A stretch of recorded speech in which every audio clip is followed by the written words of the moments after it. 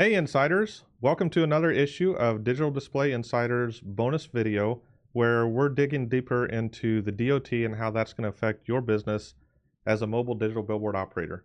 Now I want to thank you again for your support and just thank you for watching these videos. If you find this information helpful, please hit the like button below this video so it will tell me if I'm producing content that you like. So again, thank you for your support, and let's go on ahead and dive into this week's bonus video. Now, the DOT, this is something that most people don't realize that it needs to be part of their planning until oftentimes it's too late or after they get into the business and they've run into some issues.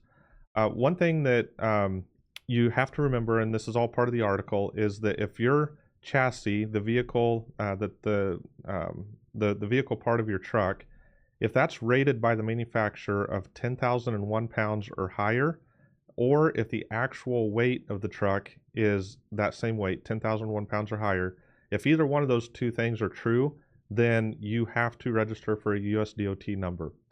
Now, this is crucially important because if you get into this business, you start operating a truck, and your truck needs to have a DOT number and it doesn't, at some point, if you're ever involved in any type of an accident, if you're traveling out of town and you get pulled over, pulled into a weigh scale, or if you just get pulled over by a carrier enforcement highway patrol officer and they run and find that you're not complying with this, the fines are huge and it's not something that you want to get into.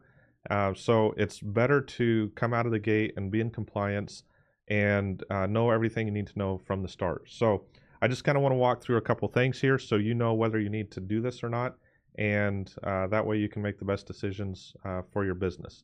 Now, as I mentioned earlier, you have those two factors, your actual weight or the registered weight of the vehicle. If either of those are over 10,001 pounds, then you have to get into DOT. Now, what does that actually mean?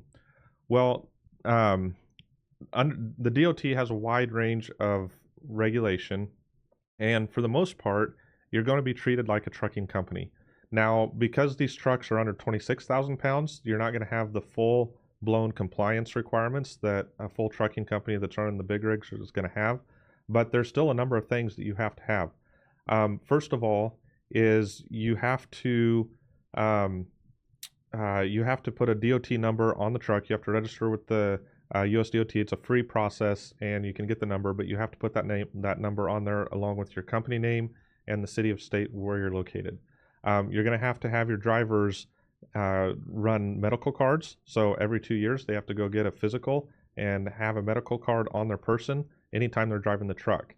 You're going to be subject to hours of operation. It's called HOS, or hours of service. So your drivers can only operate a certain number of hours each day if they're running under 100 miles, or if they're going over that, they actually have to keep actual logs.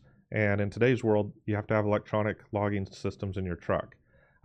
You have to have driver qualification files. So every single person that's going to drive that vehicle has to have an official file that has all kinds of different requirements, such as a pre-hire and driver inspection, where you have to go out and do a driver's test. The medical card, there's just all these different things that you have to have in their driver qualification file, and anybody that drives that truck has to have one of those files on hand. And there's numerous other things that you have to have, but those are just kind of the highlights. And it's just it's a lot of work to stay in compliance. And every company that goes through a DOT process of getting the number, at some point you're going to get an audit. And if you don't have everything in check, then the fines that can come with that, it's almost equivalent to going through an IRS audit. When they do these audits, they don't do them free of charge, and they will find something that you're in violation of.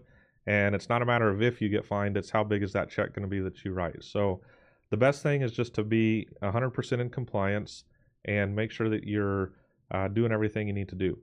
Now, the easiest way to not have to deal with any of this is to buy an LED truck that does not require the DOT under 10,000 pounds. And really on the market today, there's not a lot of options for that.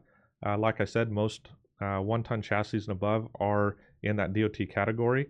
There's only a few trucks out there that aren't. And so, I know if some of the trucks that you see, the shorter ones, so I believe they're running like a 6x10 side screen that are on like 3/4 ton chassis. Those are probably going to be okay, but you're going to have a smaller truck. As far as I know, the trucks that we build at Legion LED Trucks, we special order those chassis from Ford to be at 9,950 pounds rated weight, and so they're under that. Our actual weight is under the 10,000 pounds as well, and we're running the 6x13 screens. So as far as I know right now, our trucks are the only ones with screens of that size that have that that don't require that DOT. A lot of the chassis out there, they're registered at 10,300 or 10,600, so they're just barely over that.